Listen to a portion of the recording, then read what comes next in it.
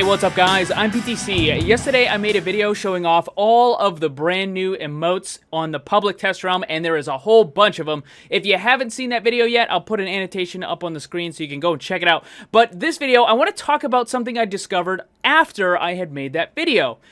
So, after I made the video, I was messing around with the emotes a little bit, right? And I came to realize that some of them actually give you an in-game advantage over the other emotes. And this actually breaks Blizzard's no advantage policy for all of the cosmetics. So if you don't know, basically Blizzard has said that all of the skins, the voice lines, the sprays, all that other stuff is not supposed to give you an advantage in game. They're supposed to be purely for fun and purely to look at, or to hear in the case of voice lines. Now, an example of this was with Hanzo's ultimate ability. So his two legendary skins that are kind of wolf-based had a separate voice line that was different from the default ultimate voice line. And the problem with this was that the wolf voice line was at a lower volume in-game than the default one. So it was actually more difficult for the enemy team to hear and then to avoid. So what Blizzard did was they decided to revert it back to the default voice line, so that way it's the same, no matter what, there's no advantage. Now, they probably could have just raised the volume on the wolf one, but, I don't know, whatever. They changed it back to default. Again, the point is that none of the cosmetics are supposed to give you an advantage. But I figured out something. Let's go check it out. Okay, so I'm sure that everyone knows when you use an emote, your camera perspective will change from first person to third person. And if you've ever seen a Tracer play the game, you've probably seen the player take advantage of it to show off Tracer's butt. Now the thing is though, when you use an emote, you actually have control of the camera in a third person view. So this means you can use it to look around corners. But with the traditional emotes, the emotes usually have a lot of movement, so you kind of might stick out, and they also have a lot of audio attached to them. So let me show you with, like, Torb, for example. Build 'em up, break 'em down. So if I were to try to sneak a look around the corner, he's got, like, all the shuffling movement and stuff like that. And then Bastion, I think I have the boxing gloves. A lot of movement, a lot of sound, right? But let's check out the new emotes. Walks among you. Specifically, the sitting ones. Almost no sound.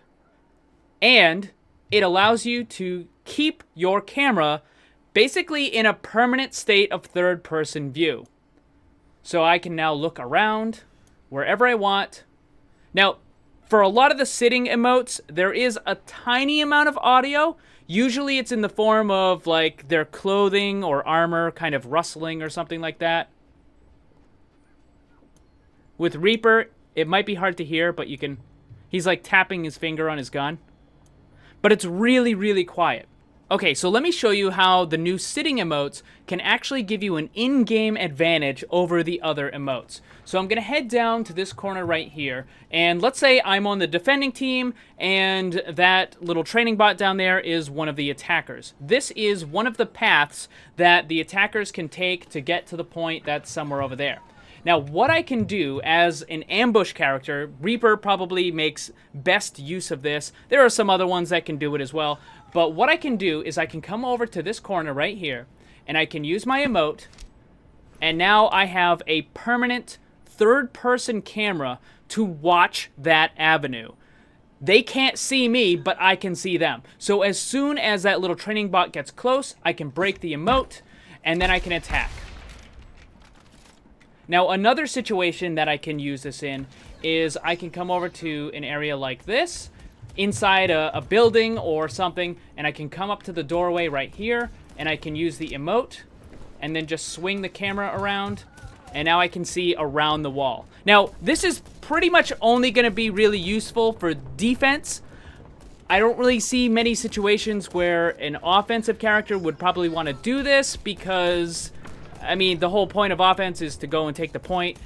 But with defense, you can definitely use the new sitting emote, which is, you know, you're basically motionless, and it makes almost no noise whatsoever, and it gives you a permanent third-person camera, and you can use it to watch around corners, and it allows you to see the enemy coming without them seeing you. So, I mean, it may not be like a huge deal or anything. I think for Reaper characters, the sit emote is probably going to be the emote of choice, because the sitting emote for Reaper actually does give you an advantage over any of the other emotes. Like, again, yes, you can use the other emotes to do the same thing, but the fact is, the other emotes make noise, or you don't have control over the duration. Like, well, I can't show you right here, but some of the other emotes for Reaper take quite a while to use. Like, once you start the emote, you can't stop it. But with the sitting one, you can.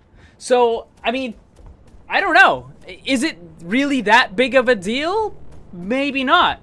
But I think if someone is playing Reaper, the sitting emote does actually give you an advantage over the other emotes, thereby breaking the no advantage rule for cosmetics that Blizzard is trying to do. So really, how do you fix this? It's pretty simple. You just make it so that sitting only lasts for a certain amount of time, and you don't get to control when you sit down and when you stand up. You know, once you use the emote, it will, you know, trigger and end just like any other emote would. So, I don't know. What do you guys think? Let me know in the comment section below. If you enjoyed the video, make sure you hit that like button, share it with your friends, and subscribe if you're new. There's lots more Overwatch on the channel. Remember, always blame the controller, because it's never your fault.